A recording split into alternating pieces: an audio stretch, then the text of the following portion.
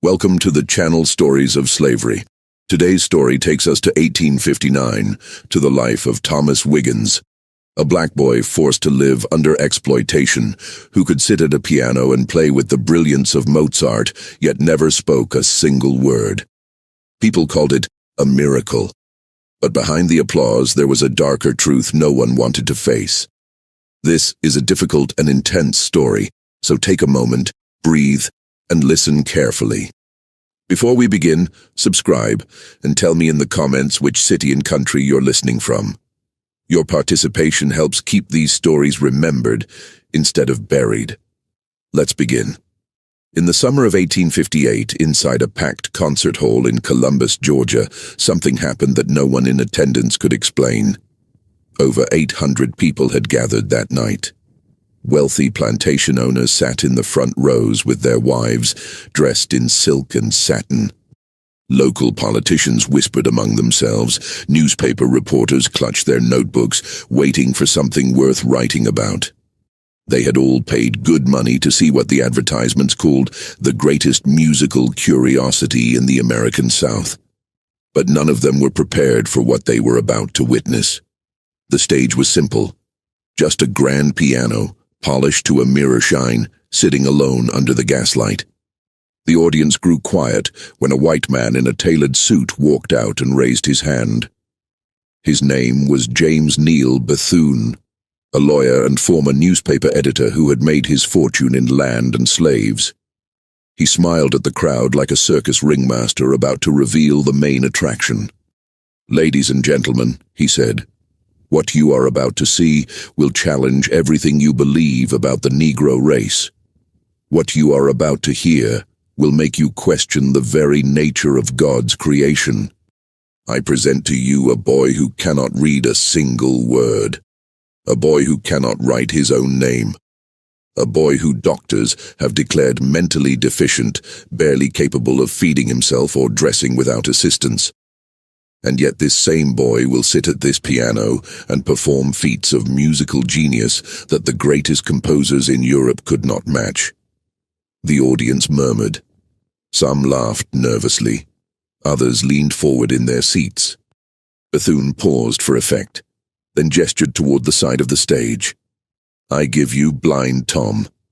A small figure emerged from the shadows. He was 8 years old, though he looked younger. His skin was dark, almost blue-black in the gaslight. His eyes were closed, covered by thick, milky cataracts that had made him blind since birth. He walked with an odd, shuffling gait, his head bobbing slightly, his hands flapping at his sides in a strange, rhythmic pattern. The audience gasped. Some women covered their mouths. A few men shook their heads in pity or disgust. This was not what they expected. This was not a performer. This was a broken child, clearly damaged, obviously simple-minded.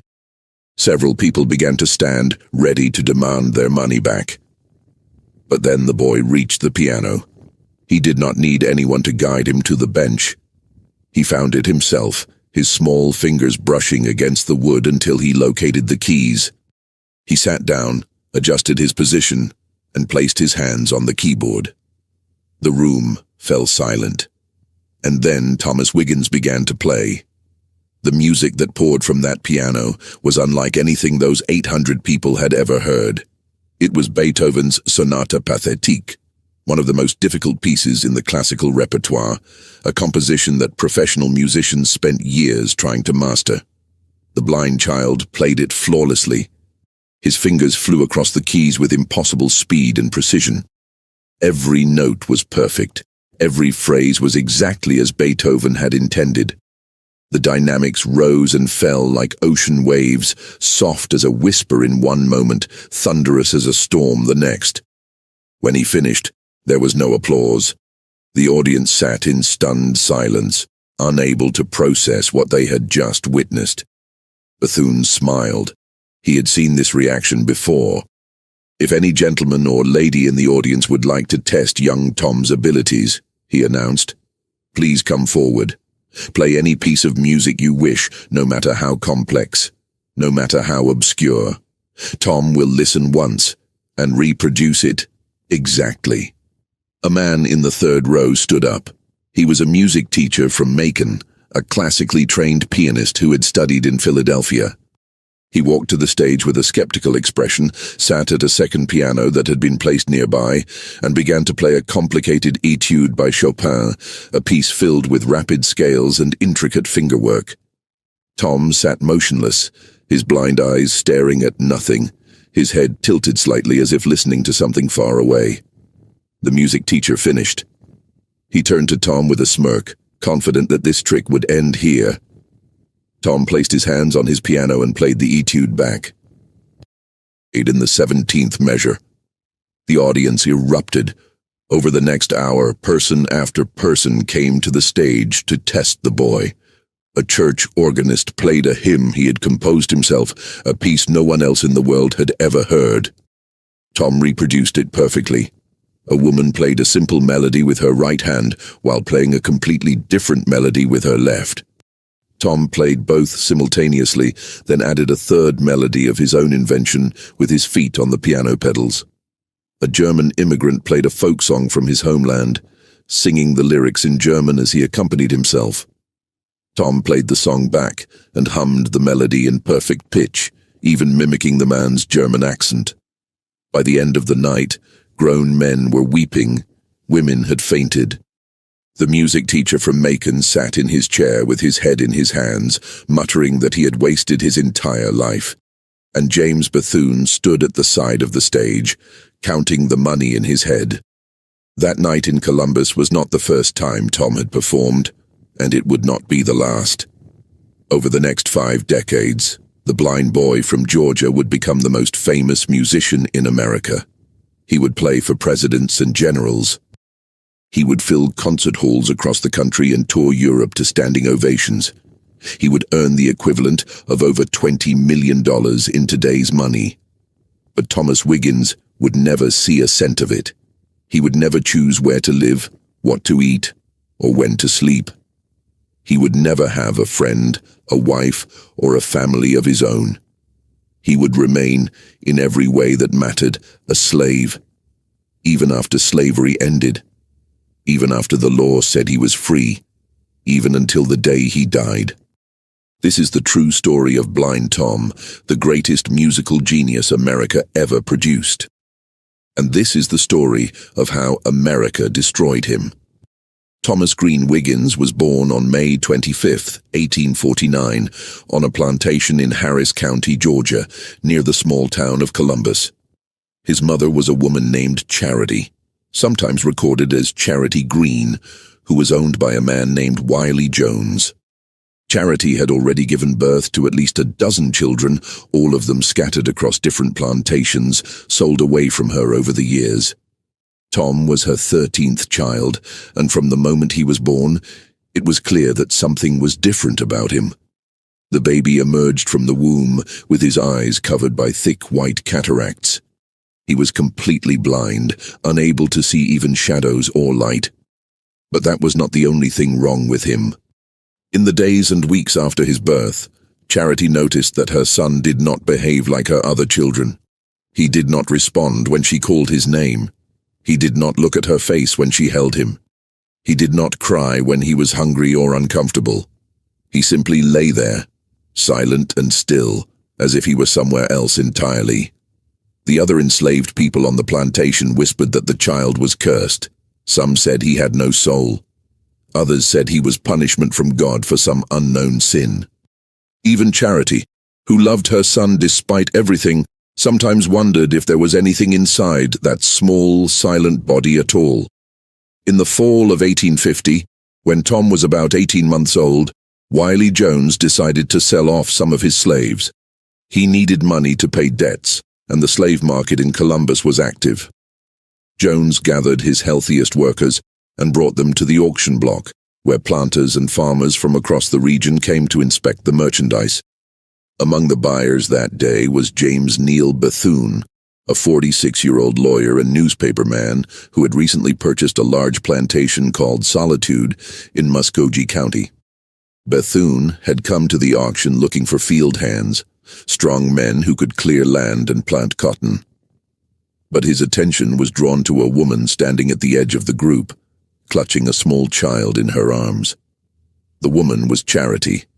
The child was Tom. Bethune examined them with the cold, calculating eye of a businessman. Charity was healthy and strong, probably good for another 15 or 20 years of work.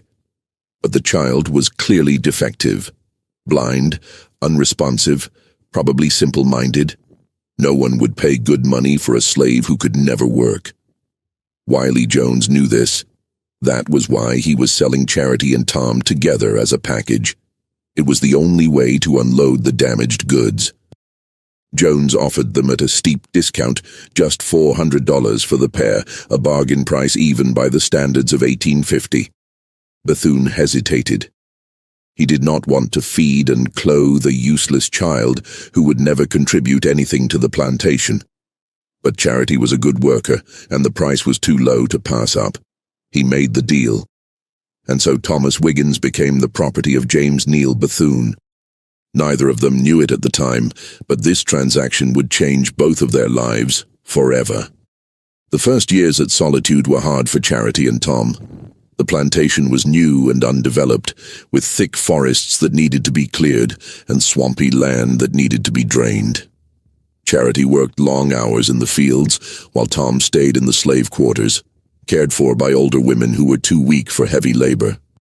As he grew, it became clear that Tom was unlike any child anyone had ever seen. He still did not speak. He showed no interest in playing with other children. He spent hours sitting alone, rocking back and forth, humming strange melodies to himself, running his fingers along any surface he could find. He seemed obsessed with sound. He would press his ear against the ground to hear the vibrations of footsteps. He would tap his fingers against walls and floors, listening to the echoes. He would sit outside during thunderstorms, his face turned toward the sky, drinking in the crash and rumble as if it were music. The other enslaved people did not know what to make of him. Some thought he was touched by spirits. Others thought he was simply an idiot, a damaged creature who would never amount to anything. The Bethune family ignored him entirely. He was just another slave child, and a broken one at that. He had no value, no purpose, no future. But everything changed one night in the summer of 1855, when Tom was 6 years old. The Bethune family had gathered in the parlor of the main house for an evening of music. James Bethune's daughters were taking piano lessons, as was expected of proper Southern young ladies, and their teacher had come to hear them practice.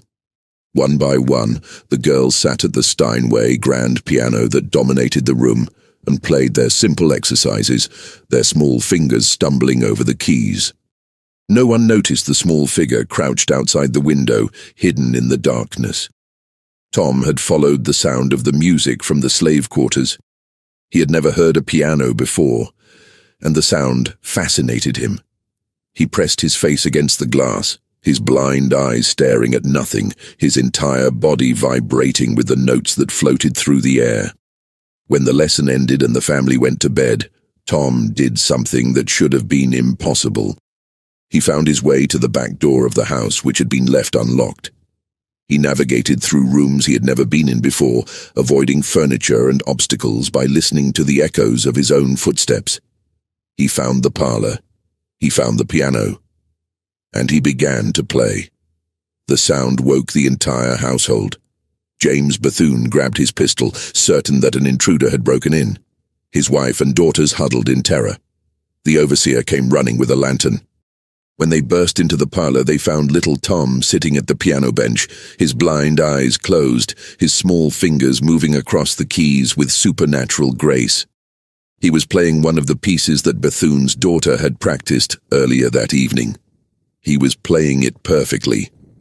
Bethune stood frozen in the doorway, his pistol hanging limp at his side. He watched the blind, mute, supposedly idiotic slave child perform music that his own daughters could barely manage after months of lessons.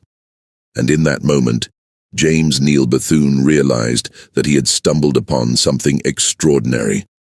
Over the following weeks, Bethune conducted what he called experiments on Tom. He brought in local musicians to test the boy's abilities. He had them play increasingly complex pieces, watching in amazement as Tom absorbed each one after a single hearing and reproduced it without error.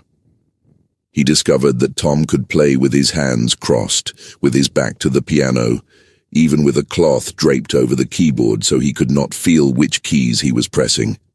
The music seemed to flow through him from some unknown source. But there was more. Tom did not just reproduce music.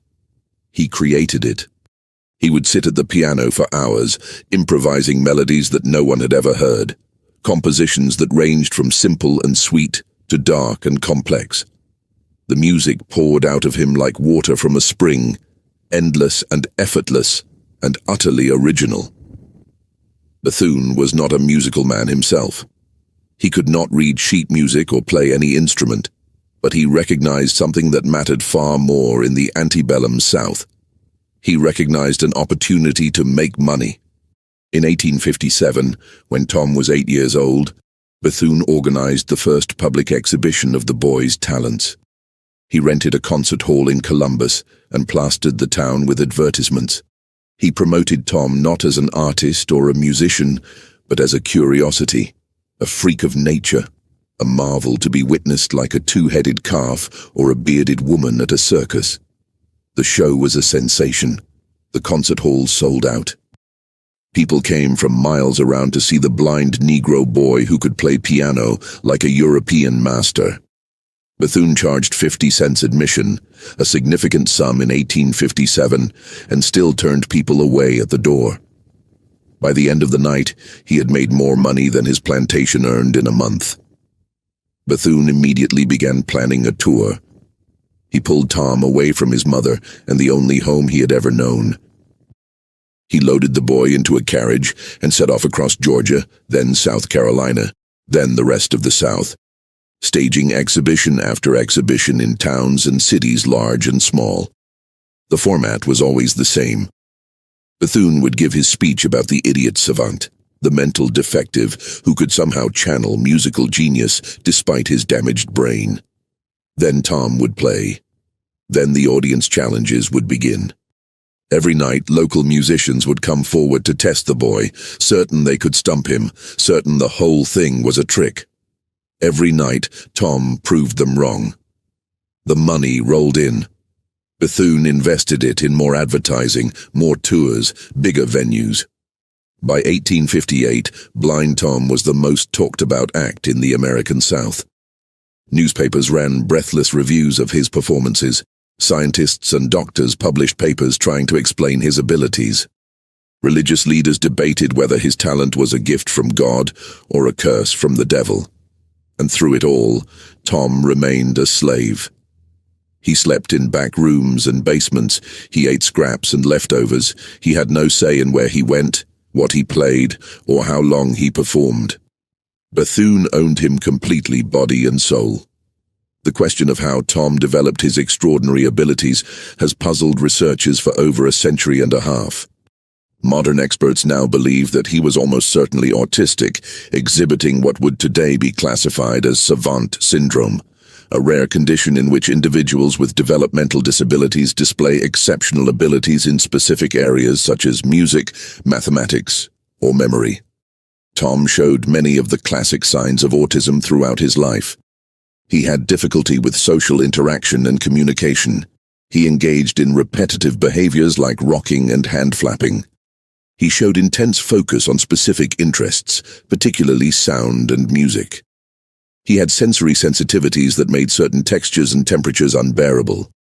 And he possessed what appeared to be perfect pitch and an eidetic memory for music, able to hear a piece once and store it permanently in his mind.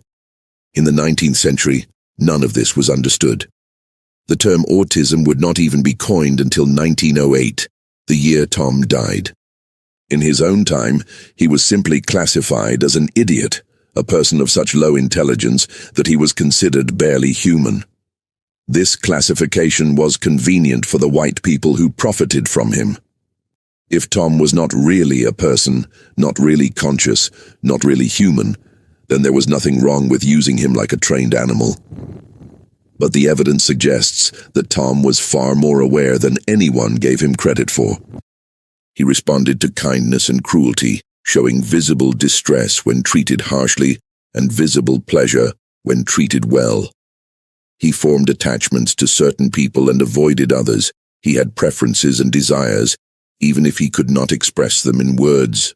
And most importantly, he had opinions about his own music. Bethune discovered early on that Tom could not be forced to play. If he was tired, hungry, or upset, he would sit at the piano in silence, no matter how much Bethune threatened or cajoled.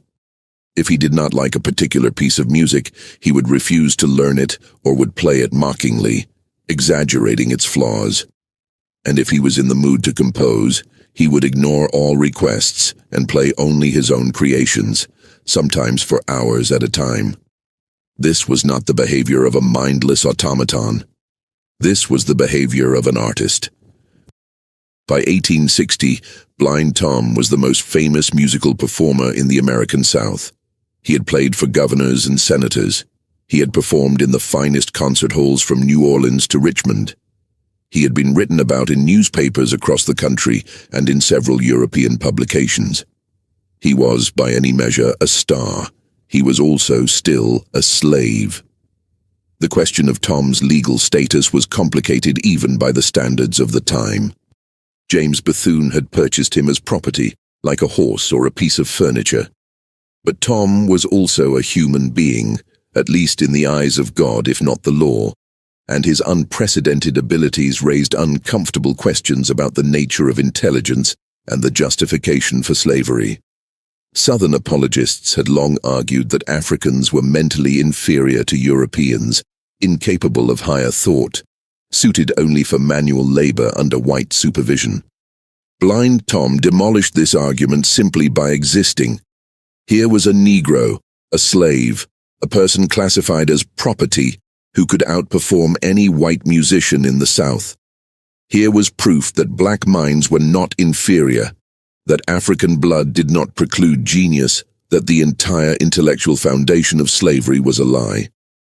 Bethune was aware of this contradiction, and he worked hard to explain it away. In his advertisements and speeches, he emphasized Tom's supposed mental deficiency, his inability to care for himself, his animal-like nature. Tom was not really intelligent, Bethune insisted. He was merely a vessel, a freak of nature, a biological anomaly.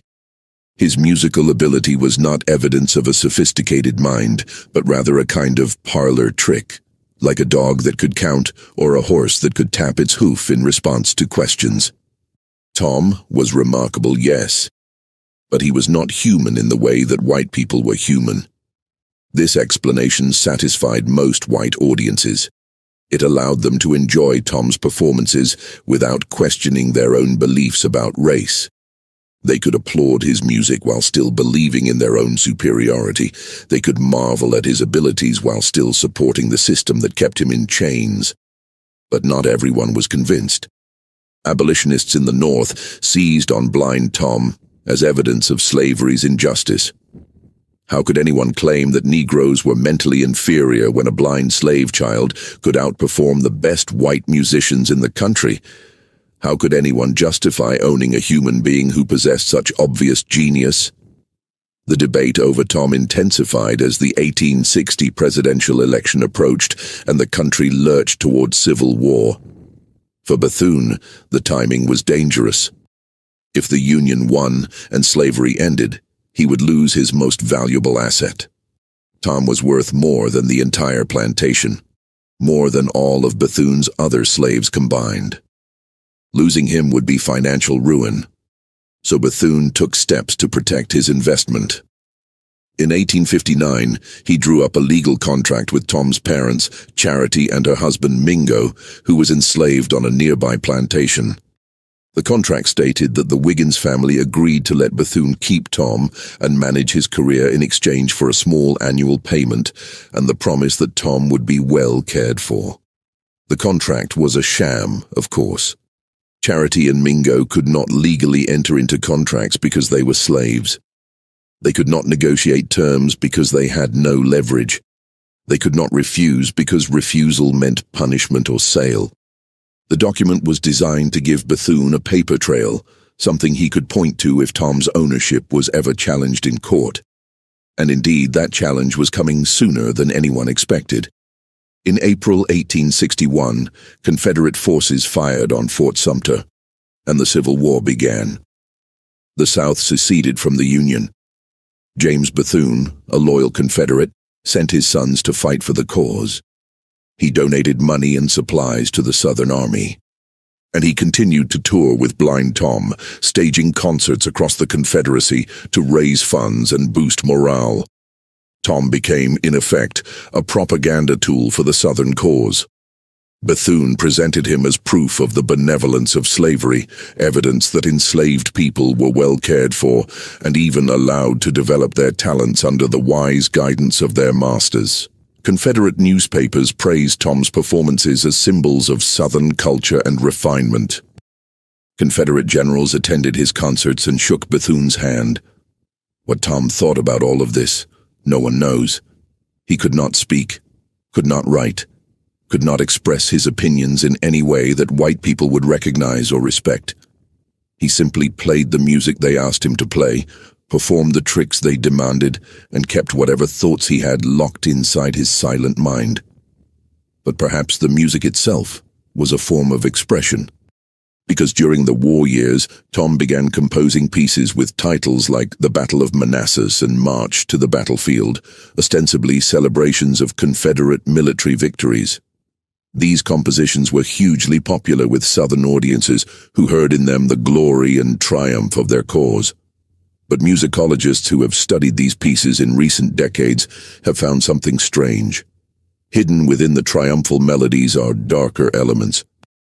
Dissonant chords that sound like screams, rhythms that echo the crack of whips, minor key passages that evoke sorrow and mourning rather than victory. Some researchers believe that Tom was encoding his true feelings about the war and about slavery into music that his white audiences could not fully understand. If this is true, then Blind Tom was not just a passive victim of the system that enslaved him. He was a secret rebel, expressing his resistance in the only language available to him, hiding his defiance in plain sight while white Confederates applauded and cheered.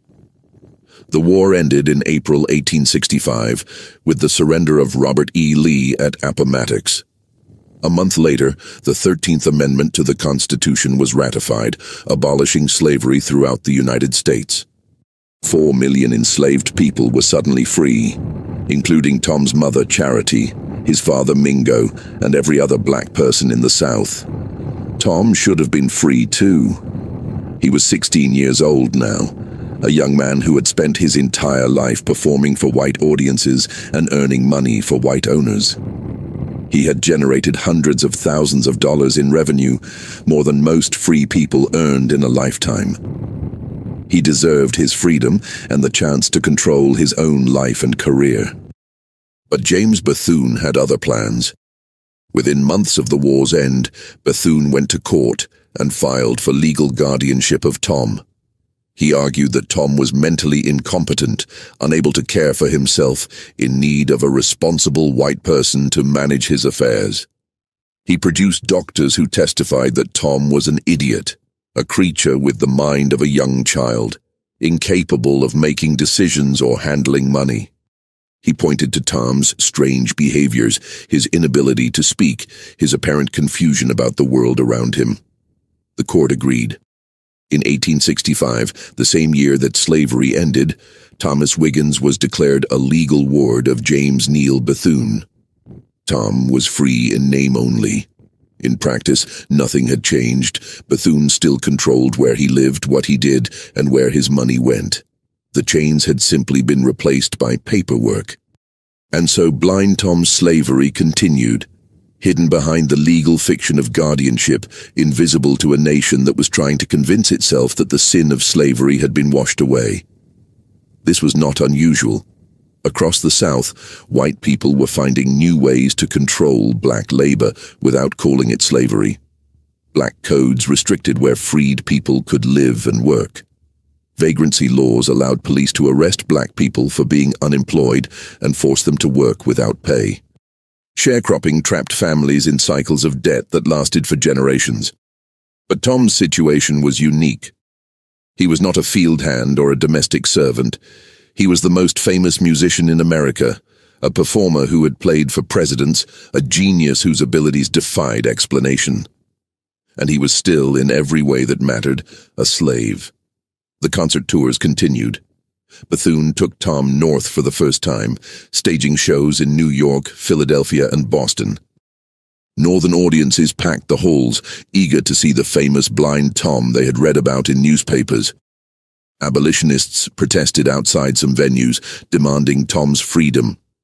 But the shows went on, and the money kept flowing into Bethune's pockets. In 1866, Tom performed at the White House for President Andrew Johnson. It was one of the most prestigious engagements of his career, a command performance for the leader of the nation. Johnson was reportedly impressed, though what Tom thought about playing for the man who was actively undermining Reconstruction and betraying the promises made to freed people remains unknown. By the end of the 1860s, blind Tom had earned the equivalent of several $1 million in today's money. He had performed hundreds of concerts across the United States and begun planning tours of Europe. He was, by any financial measure, one of the most successful entertainers of his era. And he still owned nothing. Not a house, not a dollar, not even the clothes on his back. Everything he had earned belonged to James Bethune.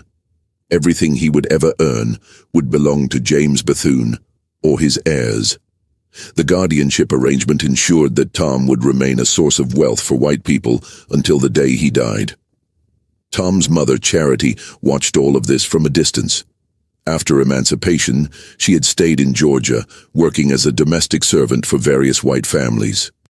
She had no money, no education, no resources to fight for her son in court. She could only watch as her child was paraded across the country, performing for white audiences who saw him as a curiosity rather than a person.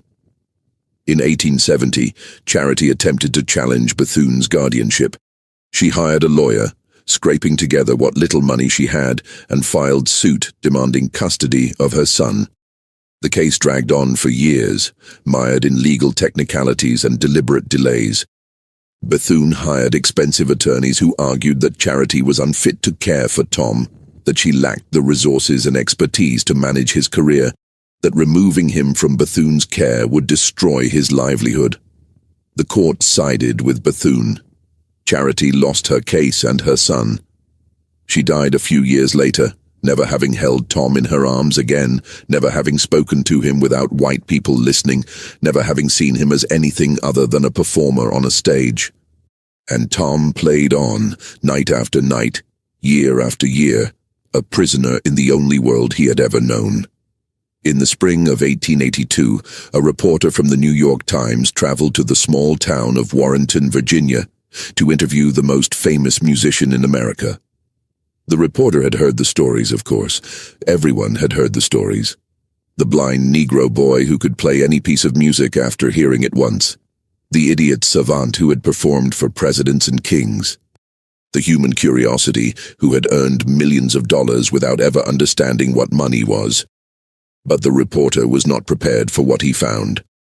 Thomas Wiggins was 32 years old now, no longer a boy, but a man. He sat in a small, dark room in the back of a boarding house, rocking slowly in a wooden chair. His eyes were still clouded with the cataracts that had blinded him since birth. His hair was starting to gray at the temples. His clothes were simple and worn, nothing like the fine suits he wore on stage. When the reporter entered, Tom did not acknowledge him. He continued rocking, humming a melody under his breath, his fingers tapping against his thighs as if playing an invisible piano. The reporter introduced himself and explained that he wanted to write a story about Tom's remarkable life. Tom said nothing. He simply kept rocking, kept humming, kept tapping. The reporter tried again, asking about Tom's childhood, his music, his travels across America and Europe. Still nothing. Tom seemed to exist in his own world, a place where reporters and their questions did not matter. Finally, the reporter asked if Tom would play something on the piano that sat in the corner of the room. For the first time, Tom stopped rocking. His head tilted slightly as if considering the request. Then he stood up, walked to the piano without assistance, sat down on the bench, and placed his hands on the keys. What followed was unlike anything the reporter had ever heard. Tom played for nearly 2 hours without stopping. He moved through Beethoven and Mozart, through Bach and Chopin, through folk songs and hymns and popular melodies of the day. He played his own compositions, strange and beautiful pieces that seemed to come from some other dimension. He played with his eyes closed, with his back to the piano, with his hands crossed, with a handkerchief draped over the keys. When he finally stopped, the reporter sat in stunned silence. Tears were running down his face. Tom returned to his rocking chair and resumed his humming, as if nothing had happened. The reporter left Warrenton that afternoon and filed his story the next day. In it, he described Blind Tom as the greatest musical genius he had ever encountered, a man whose abilities defied all scientific explanation. But he also described something else. He described a prisoner, a man trapped in a life he had not chosen, controlled by people who saw him only as a source of income. A genius who had been robbed of everything except his music. The story caused a minor sensation, but nothing changed. Tom continued performing, his handlers continued collecting the money, and the world continued treating him as a curiosity rather than a human being. The years between 1870 and 1880 were the peak of Blind Tom's fame and earning power. He performed constantly, sometimes giving 2 or 3 concerts a day, traveling by train from city to city in an endless circuit of shows. He played in New York and Chicago, in San Francisco and New Orleans, in London and Paris and Berlin.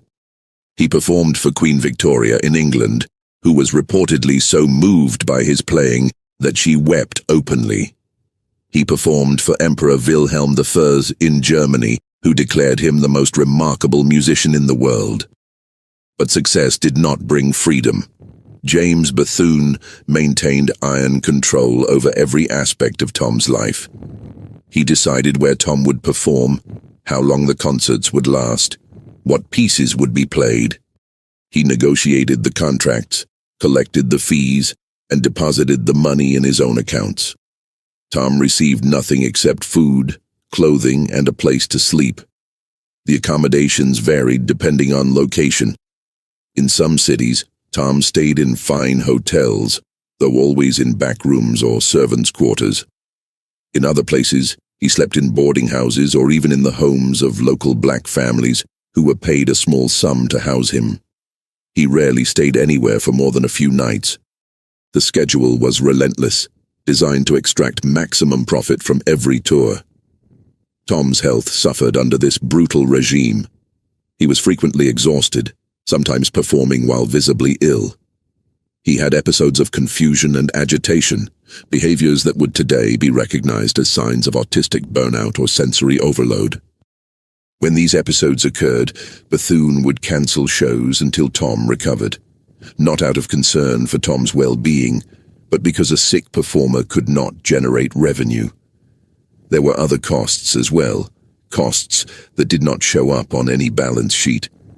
Tom had no friends. He had no romantic relationships. He had no connection to the black community that might have embraced him as one of their own. He existed in a strange limbo, too famous to be anonymous, too controlled to be free. He was surrounded by people constantly, but he was utterly alone. The few accounts we have of Tom's inner life during this period come from brief moments when the mask slipped. A stagehand in Philadelphia reported that Tom sometimes cried at night, sobbing quietly in his room for hours. A hotel maid in Boston said that Tom once grabbed her hand and held it for several minutes, not in a threatening way, but in a desperate, lonely way, as if he simply needed human contact. A music critic in London wrote that Tom seemed to brighten when children were present, playing silly songs and making funny sounds to make them laugh, the only times he ever appeared genuinely happy. But these glimpses were rare. For most of his life, Tom remained a mystery, locked inside his own mind, communicating only through his music. In 1875, James Bethune decided to transfer legal guardianship of Tom to his son, John Bethune. The elder Bethune was getting old, and he wanted to ensure that the family would continue to profit from Tom after his death. The transfer was accomplished through the courts, with Tom having no say in the matter. He was simply passed from one owner to another, like a piece of furniture or a farm animal. John Bethune was a different kind of master than his father. Where James had been cold and calculating, John was volatile and cruel. He drank heavily and had a violent temper. He saw Tom not as a valuable asset to be protected, but as a personal possession to be used however he wished. Under John's management, Tom's life became even harder. The touring schedule intensified. The accommodations grew worse. John frequently berated Tom in front of others, mocking his disabilities, calling him names, threatening him with punishment if he did not perform to expectations. There are reports that John sometimes struck Tom, though the details are unclear. What is certain is that Tom's behavior changed during this period. He became more withdrawn, more prone to episodes of distress, more resistant to performing. But Tom had no way to escape. He could not see. He could not navigate the world without assistance. He had no money, no connections, no understanding of how to survive on his own. He was as trapped as any slave had ever been, even though slavery had officially ended a decade earlier. The year 1882 brought a new complication to Tom's already difficult life. John Bethune's wife, Eliza, filed for divorce, citing her husband's drinking, violence, and infidelity. The divorce proceedings were bitter and public, with both sides airing their grievances in court and in the newspapers. At the center of the dispute was blind Tom. Eliza argued that she should receive custody of Tom as part of the divorce settlement. She claimed that she had been more involved in managing Tom's career than her husband, that she had treated him better, that she was better equipped to care for him. John countered that Tom was his property, inherited from his father, and that Eliza had no claim to him. The case dragged on for years, moving through various courts and appeals. Tom was never consulted. His preferences were never considered. He was simply a prize to be won, a source of income to be fought over. In 1887, the courts finally ruled in Eliza's favor. She was awarded custody of Tom, along with a portion of his future earnings. John Bethune was ordered to turn Tom over to his ex-wife and to cease all involvement in his career. Tom was 38 years old. He had been performing professionally for over 30 years. He had earned millions of dollars. And he had just been transferred from one white owner to another, his fate determined by lawyers and judges who had never asked him what he wanted. Eliza Bethune proved to be a somewhat better guardian than her ex-husband, if only because she was less cruel. She reduced Tom's touring schedule slightly and improved his living conditions. She allowed him more rest between performances and made sure he had adequate food and clothing. But she was still motivated primarily by profit, and she still saw Tom as a commodity rather than a person. Under Eliza's management, Tom continued performing throughout the late 1880s and into the 1890s. He was older now, and his fame had faded somewhat. The novelty that had once packed concert halls was wearing off. Younger performers were capturing the public's attention. The newspapers that had once breathlessly reported on Tom's every appearance now barely mentioned him. But Tom could still draw a crowd, especially in smaller towns and cities where he had never performed before. Eliza focused on these secondary markets, booking Tom into smaller venues for lower fees. The tours were less glamorous than they had been in the 1870s, but they were still profitable. During this period, Tom began to show signs of age and decline.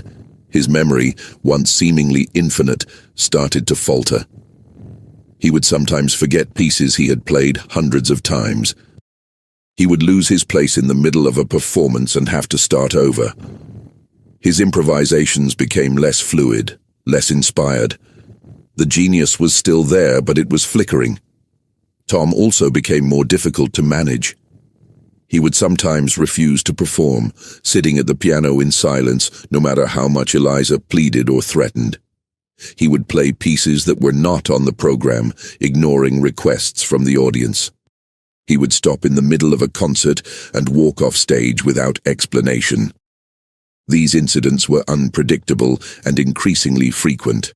Some historians have interpreted this behavior as a form of resistance, Tom's only way of asserting control over his own life. He could not speak, could not escape, could not fight back physically. But he could refuse. He could sit in silence. He could deny his captors the one thing they wanted from him. In a life defined by powerlessness, this small rebellion may have been Tom's only source of agency. Others have suggested that Tom's behavior was simply a result of aging and mental decline. He was approaching 50, ancient by the standards of the time, and his brain was no longer functioning as it once had. The strange behaviors that had always characterized him were becoming more pronounced, more disruptive, more difficult to manage. Whatever the cause, the result was the same. By the mid-1890s, Blind Tom was no longer the reliable money-making machine he had once been. His performances were inconsistent, his audiences were shrinking, his earning power was declining. Eliza Bethune, who had fought so hard to gain control of him, was beginning to wonder if he was worth the trouble. In 1898, something remarkable happened. A lawyer named Albion Tourget, a white man who had been a Union soldier during the Civil War and had dedicated his life to fighting for civil rights, took an interest in Tom's case. Tourget was famous for having argued Plessy versus Ferguson before the Supreme Court, the landmark case that unfortunately established the separate but equal doctrine that would govern American race relations for the next half-century. Though he had lost that case, Tourget remained committed to the cause of racial justice. Tourget believed that Tom was being held illegally, that the guardianship arrangement was a violation of his constitutional rights. He filed suit on Tom's behalf, arguing that a competent adult could not be held as a ward without his consent, that the guardianship laws were being abused to perpetuate a form of slavery, and that Tom deserved the right to control his own life and earnings. The case attracted significant attention. Newspapers across the country covered the proceedings. Editorials were written debating the merits of the arguments. For a brief moment, it seemed possible that Tom might finally be freed. But the courts disagreed. Judge after judge ruled that Tom was indeed mentally incompetent, that he required a guardian to manage his affairs, that the arrangement with Eliza Bethune was legal and appropriate. The evidence of Tom's disabilities was overwhelming, they said. He could not speak. He could not care for himself. He could not understand money or contracts or the complexities of the world. Without a guardian, he would be helpless. Tourget appealed, but the higher courts affirmed the lower court rulings. The case was closed. Tom remained Eliza Bethune's property in all but name. Tourget died in 1905, still fighting for causes he believed in. Tom outlived him by 3 years. The final decade of Tom's life was marked by obscurity and decline. Eliza Bethune had largely given up on touring by 1900. The costs of travel and accommodation were no longer justified by the dwindling audiences. Tom was kept in a small house in Hoboken, New Jersey, cared for by hired servants, trotted out occasionally for private performances when Eliza needed money. Few visitors came to see him. The newspapers had long since moved on to other stories. The musical world had evolved, embracing new styles and new stars. Blind Tom, once the most famous performer in America, was largely forgotten. But Tom still had his music. He still played every day for hours at a time, alone in his small room with a battered upright piano. He played the pieces he had learned decades earlier, the Beethoven and Mozart and Bach that had once brought audiences to their feet. He played his own compositions, the strange and beautiful melodies that had emerged from his unique mind. He played for no one except himself. What did Tom think during those long, lonely hours at the piano? What memories did he carry? What emotions did he feel? We will never know. He could not tell us. He could only play. In 1904, Eliza Bethune was interviewed by a reporter who was writing a retrospective article about Tom's career. She described him as a simple creature, content with his lot, grateful for the care she provided. She said he was like a child, innocent and happy, unaware of the world's complexities. But others who saw Tom during this period painted a different picture. A servant who worked in the Hoboken house said that Tom often seemed sad, sitting for hours in silence, refusing to eat or engage with anyone. A neighbor reported hearing Tom play the same mournful melody over and over, late at night, the sound drifting through the walls like a ghost. A doctor who examined Tom in 1906 noted that he showed signs of depression and withdrawal, common in individuals who had experienced prolonged isolation and lack of stimulation. The truth is probably somewhere in between. Tom was neither the contented innocent that Eliza described, nor the tragic figure that others portrayed. He was a complex human being with thoughts and feelings and experiences that we can only guess at. He had lived an extraordinary life, one filled with triumph and tragedy, fame and exploitation, genius and suffering. And now, that life was coming to an end. On June 13, 1908, Thomas Green Wiggins died of a stroke at the age of 59. He was alone when he died, in his small room in Hoboken, far from the concert halls where he had once performed, and the plantation where he had been born. His death was reported briefly in a few newspapers, mostly as a curiosity, a footnote to an earlier era. The headlines called him Blind Tom, the name his owners had given him, the name that reduced his entire existence to a disability and a nickname. Few mentioned his full name. Few acknowledged his humanity. Few mourned his passing. Eliza Bethune arranged for a modest funeral. Tom was buried in Evergreen Cemetery in Brooklyn, New York, in an unmarked grave. The man who had performed for presidents and queens, who had played in the finest concert halls on 2 continents, who had earned millions of dollars over his career, was laid to rest without even a stone to mark his place. For nearly a century, no one knew where Thomas Wiggins was buried. His grave was lost, forgotten like the man himself.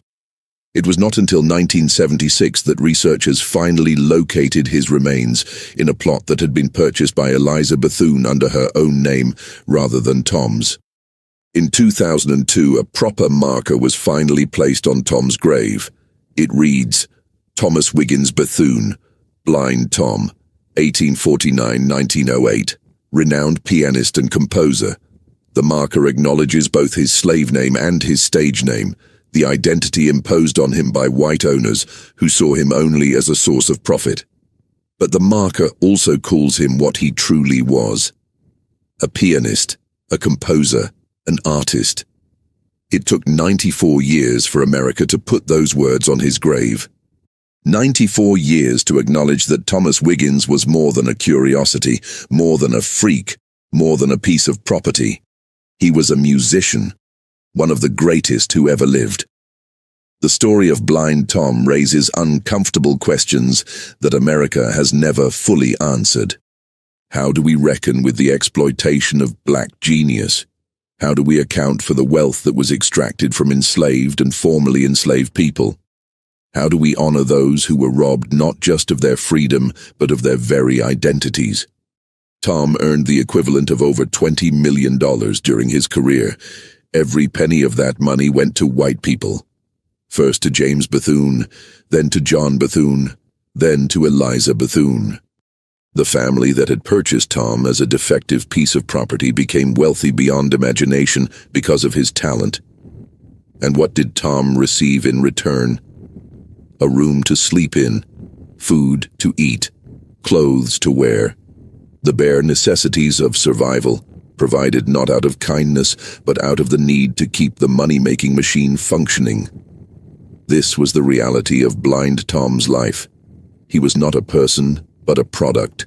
Not an artist, but an attraction.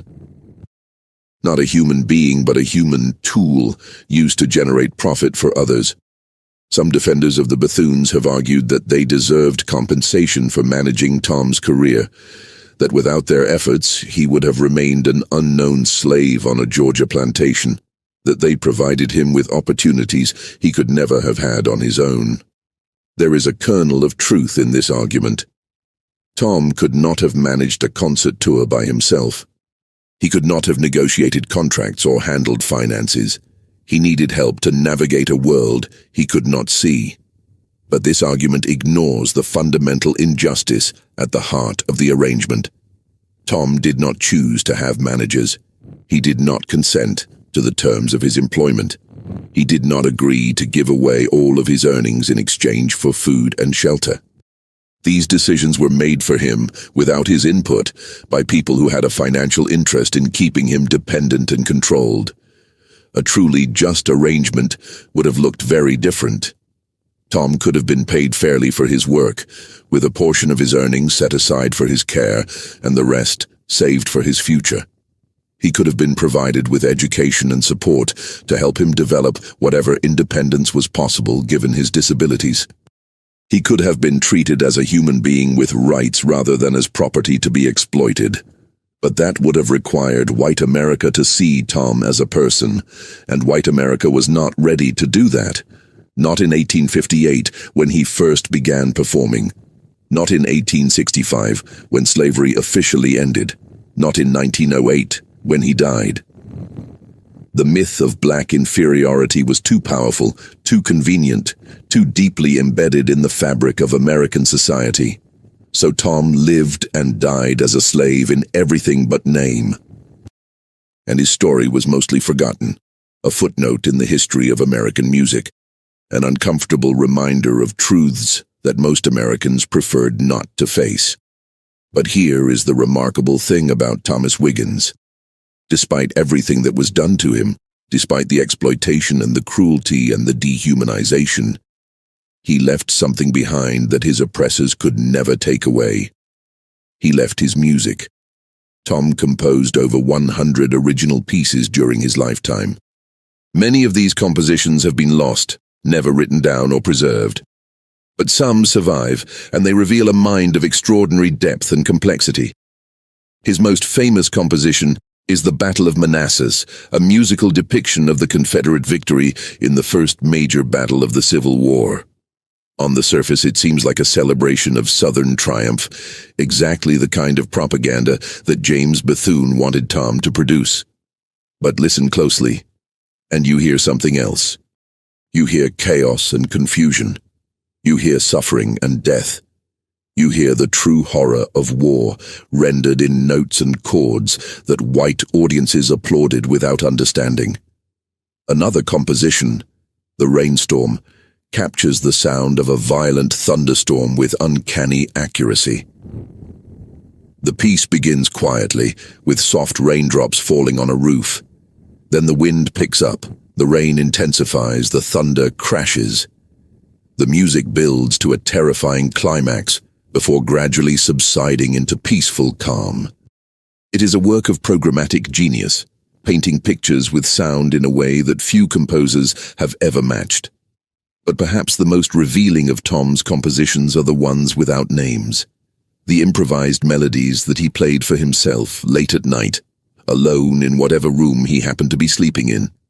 These pieces were never performed publicly, never written down, never intended for any audience. They were Tom's private language, his way of expressing thoughts and feelings that he could not put into words. Witnesses who heard these private performances described them in almost mystical terms. They spoke of music that seemed to come from another world, melodies that were unbearably sad or strangely joyful or simply beyond human comprehension. They spoke of feeling as if they were eavesdropping on something sacred, something that was not meant for their ears. What was Tom saying in these private moments? Was he mourning the mother he lost? Was he raging against the captivity he endured? Was he dreaming of a freedom he would never experience? Was he simply expressing the pure joy of creating, the one pleasure that could not be taken from him? We will never know for certain, but we know that he played. Every day for 50 years he played. Through slavery and war, through poverty and exploitation, through loneliness and despair, he played. The music was his refuge, his rebellion, his revenge. It was the one part of his life that belonged entirely to him. And in the end, that music is what survived. The Bethunes are forgotten, their names remembered only because of their connection to Tom.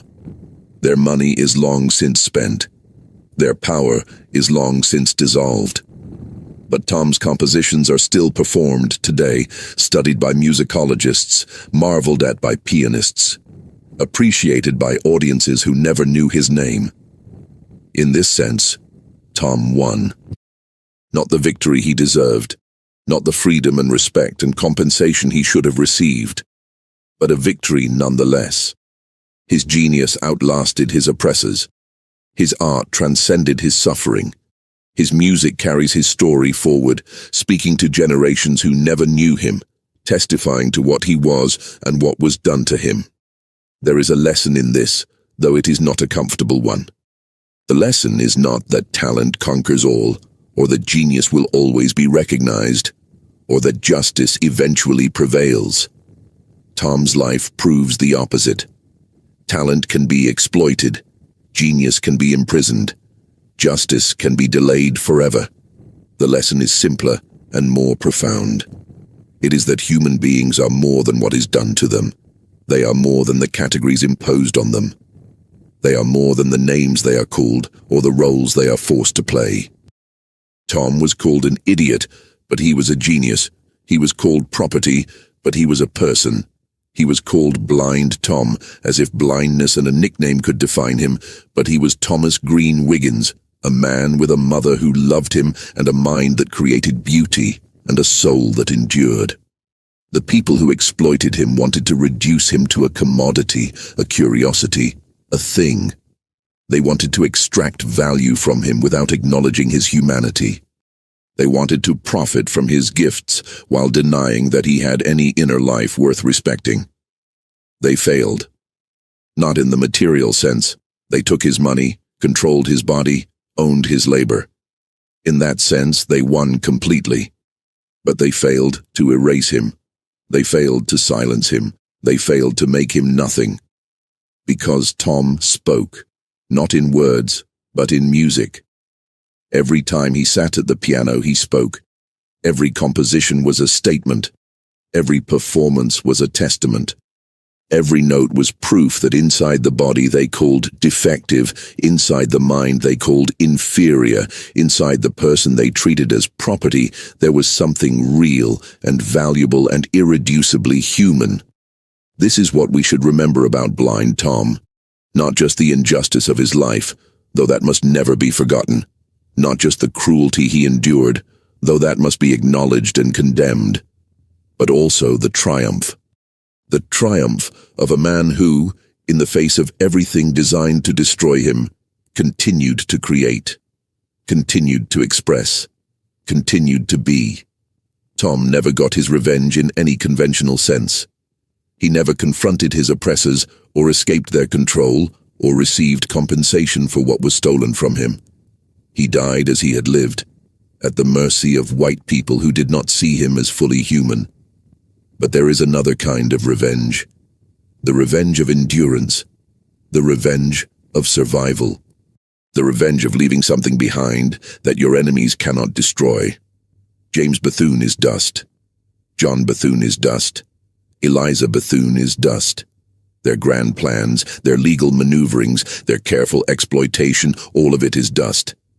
But somewhere, right now, someone is playing one of Tom's compositions. Somewhere, right now, someone is hearing his music for the first time and feeling something stir inside them.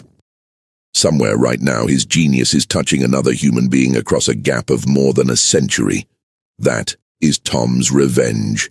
Not violent, not dramatic, not satisfying in the way that Hollywood endings are satisfying, but real and lasting and true.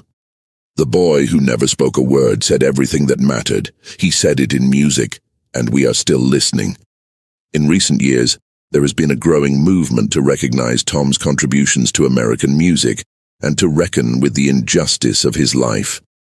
Musicologists have studied his compositions in depth, analyzing their structure and meaning. Historians have uncovered new documents about his life, adding detail and nuance to our understanding of what he experienced. Performers have recorded his works, bringing his music to new audiences.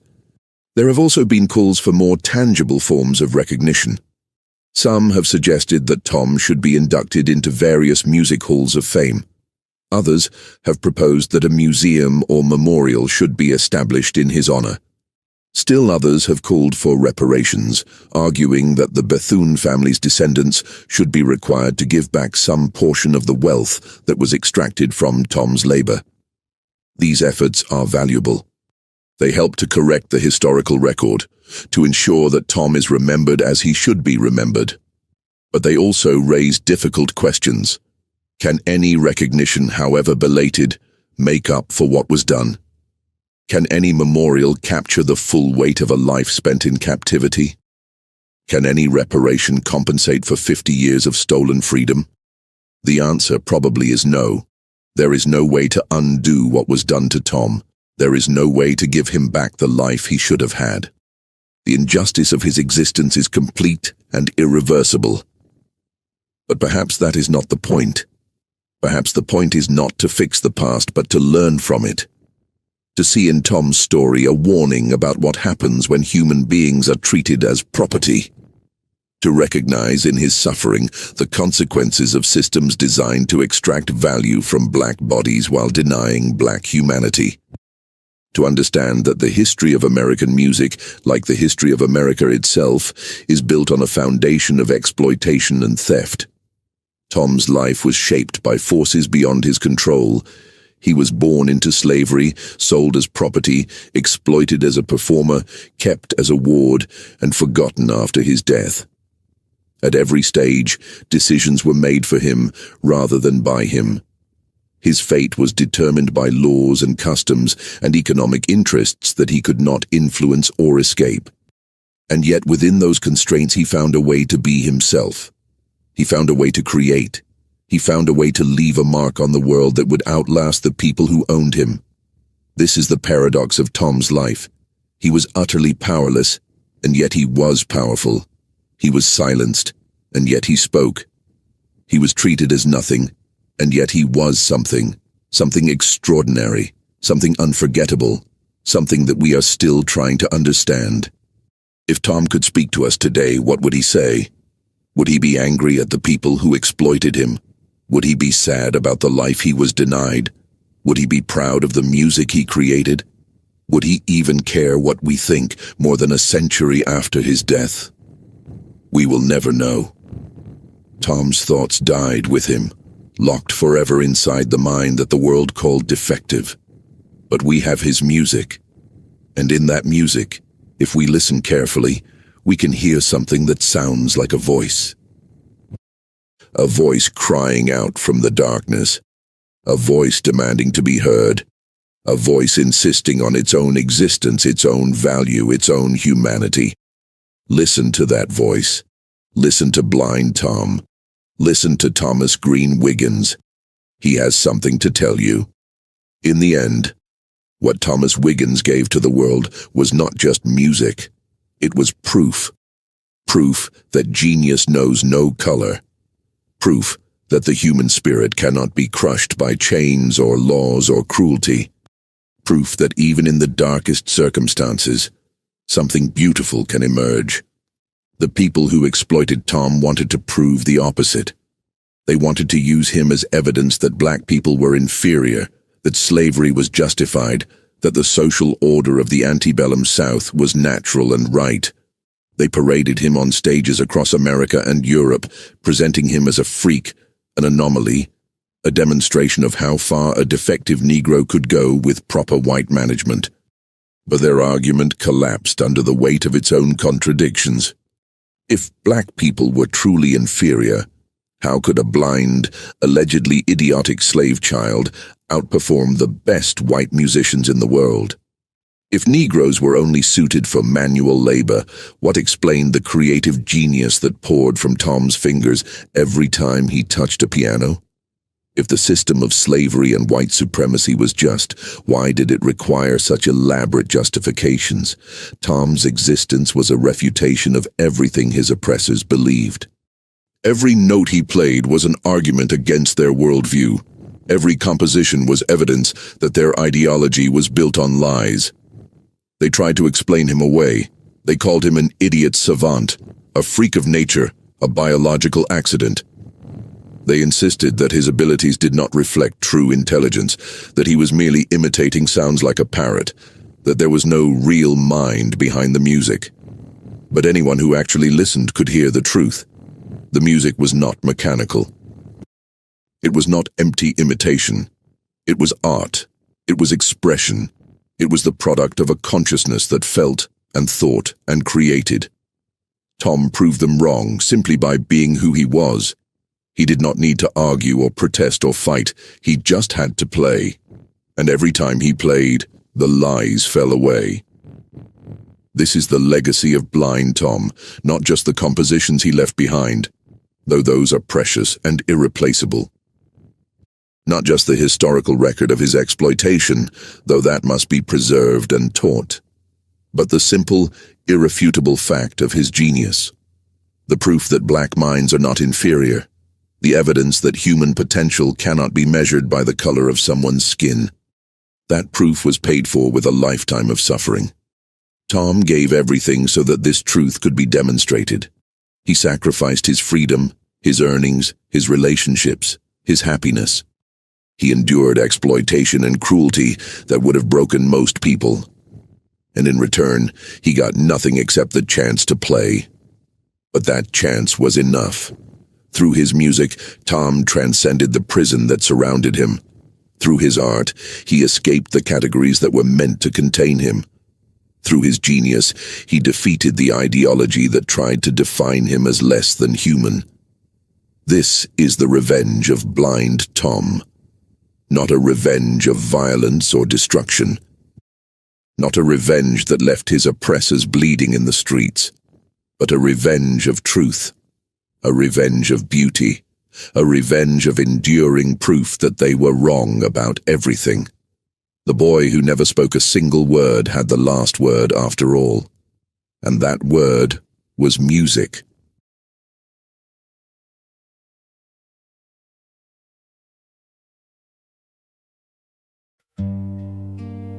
Some days feel off, like I'm standing but still falling. A little pain, a little tired,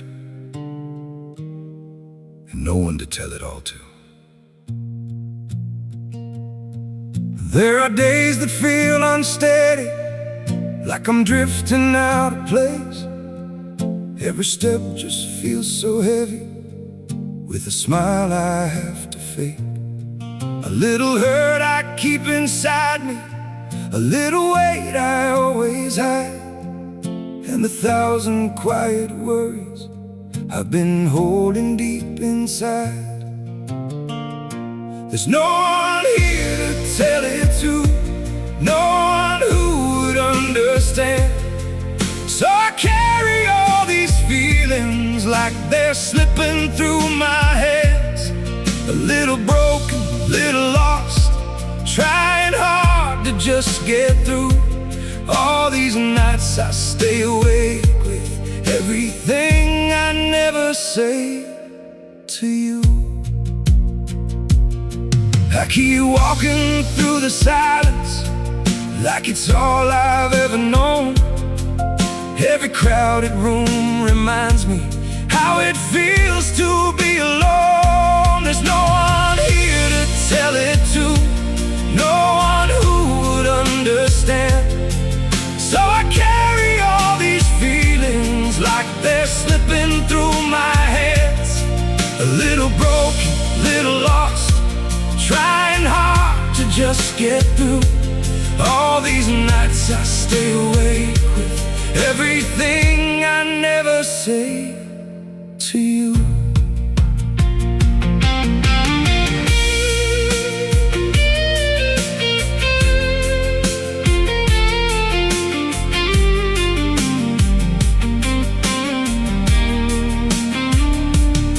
Maybe one day I'll be stronger, maybe I'll learn how to speak, but for now I keep it buried in the parts of me too weak. There's no one here to tell it to, no one who would understand. So I carry all these feelings like they're slipping through my hands. A little broken, little lost, trying hard to just get through all these nights I stay awake with everything I never say to you.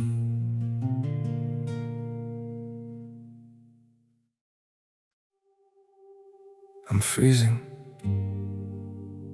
I'm bleeding, slowly fading away. But don't worry, I'm fine.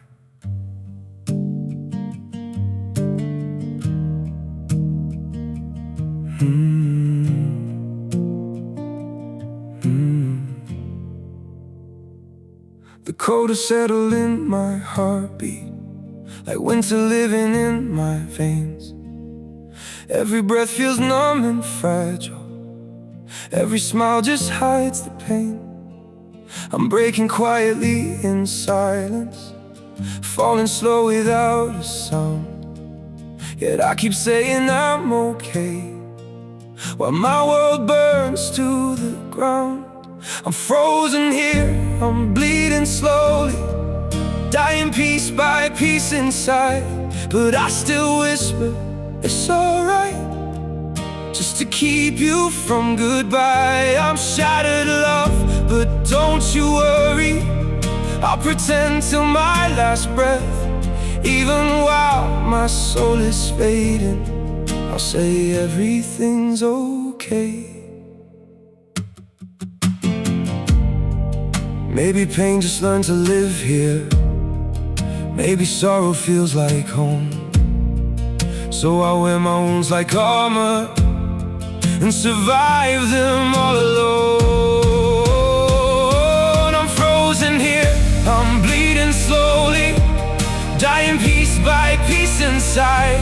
But I still whisper, it's alright, just to keep you from goodbye. I'm shattered, love, but don't you worry, I'll pretend till my last breath.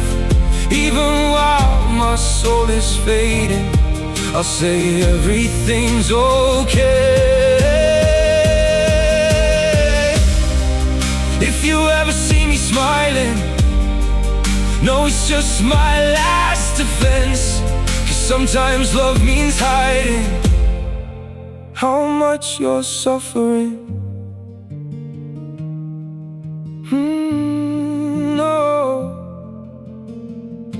I'm frozen here, I'm bleeding slowly, dying piece by piece inside. But I still whisper, it's alright, just to keep you from goodbye. I'm shattered, love, but don't you worry, I'll pretend till my last breath. Even while my soul is fading, I'll say everything's okay. It's okay.